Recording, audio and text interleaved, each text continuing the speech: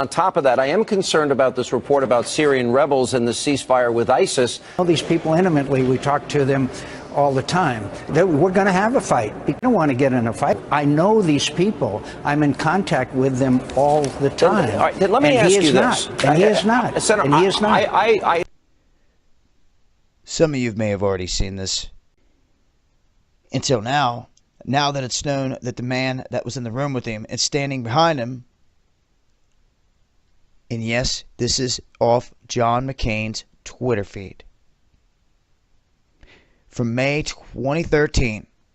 Already, the meeting in the White House over 2 years ago, everyone in the national security team recommended arming ISIS. It's a disaster, and here's the thing. We've been funding people who are allied with ISIS. ISIS is stronger because we've been funding Islamic rebels in Syria. Let's remember here, the people we are fighting today, we funded 20 years ago. We funded. What sort of a financial deal should Obama be seeking to strike when he travels to China next month? No, I think this would be the time, because you really need to bring China into the creation of a new world order.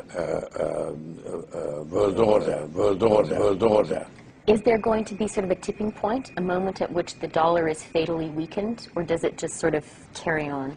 An orderly decline of the dollar is actually desirable.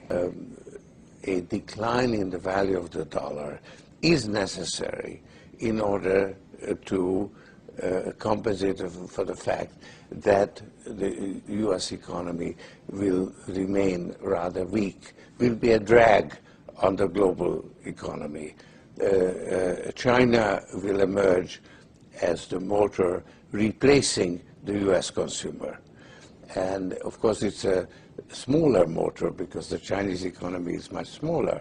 So the world economy will have less of a motor. So it will move forward slower than it has in the last 25 years. But China will be the engine driving it forward, and the U.S. will be actually a drag that's being pulled along through a gradual decline in the value of the dollar. So there would be a slow decline in the value of the dollar.